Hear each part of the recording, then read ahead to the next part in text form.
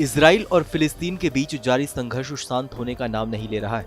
UN के तत्काल रूप से सीज फायर की बात के बाद भी 17 मई की सुबह इजराइल ने गाजा पर तबातोड़ हमले किए। गाजा शहर पर सोमवार तड़के की गई एयर स्ट्राइक पहले से भी खतरनाक और बड़े स्तर पर की गई थी। मीडिया रिपोर्ट्स की माने तो 17 मई को इजराइल ने गाजा के ऊपर जो आसमानी बारूदों की बौछार की, उसके सामने 16 मई के किए गए हमले कुछ भी नहीं थे, जिसमें 42 फिलिस्तीनी मारे गए थे। सीएनबीसी ने इजराइल सरकार के हवाले से कहा है कि इजराइल की इस हवाई हमले में इस्लामिक जिहादी मिलिटेंट ग्रुप का एक टॉप कमांडर भी मारा गया है।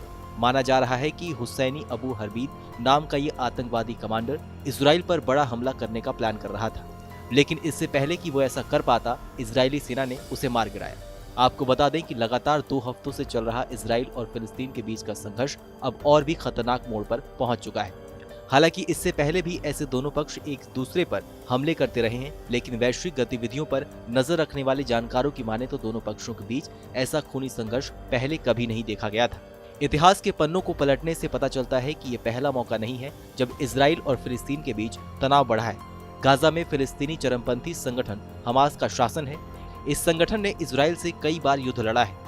गाजा और वेस्ट बैंक में रहने वाले फिलिस्तीनियों का कहना है कि वे इजराइल के कार्यों और प्रतिबंधों के कारण पीड़ित हैं। इस साल अप्रैल के मध्य में शुरू हुए रमजान के दौरान तनाव बढ़ गया और फिलिस्तीनी लोगों और इजराइल की पुलिस के बीच झड़प होने लगे। पूर्वी यरूशलेम में फिलिस्तीनी परिवारों को बाहर निकलने की धमकियों ने तनाव और बढ़ा दिया। आपको बता दें कि यूएन की चेतावनी के बाद भी ये हमले नहीं रुक रहे हैं। संयुक्त राष्ट्र के महासचिव एंटोनियो ने चेतावनी दी है कि दोनों पक्षों के बीच अगर लड़ाई जारी रहती है तो ये इस इलाके को एक असहनीय संकट में धकेल सकती है। उन्होंने इस भयावह संकट को तत्काल समाप्त करने का अनुरोध किया है। गौरतलब है कि विवाद की शुरुआत यरूशलेम से हुई थी, जहां शेख जर्राह डिस्ट्रिक्ट में रहने वाले फिलिस्तीनी परिवारों को घरों को खाली करने का आदेश दिया गया था। इस पर यरूशलेम में हिंसक प्रदर्शन शुरू हो गए। फिलिस्तीनी प्रदर्शनकारियों और इजराइल पुलिस के बीच झड़प हुई। फिर हमास ने इजराइल को चेतावनी दी और इस संघर्ष की शुरुआत हुई। इस पूरी खबर पर आपकी क्या राय है, हमें कमेंट सेक्शन में लिख के जरूर बताइए। बाकी देश और दुनिया की अन्य बड़ी खबरों के लिए सब्सक्राइब करें TV9 भारतवर्ष।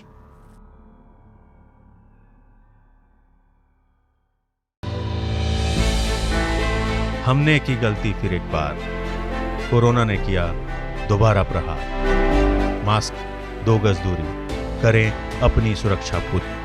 कोरोना टीका हम सबको लगाना है, मिलकर साथ समझदारी से कोरोना को हराना है।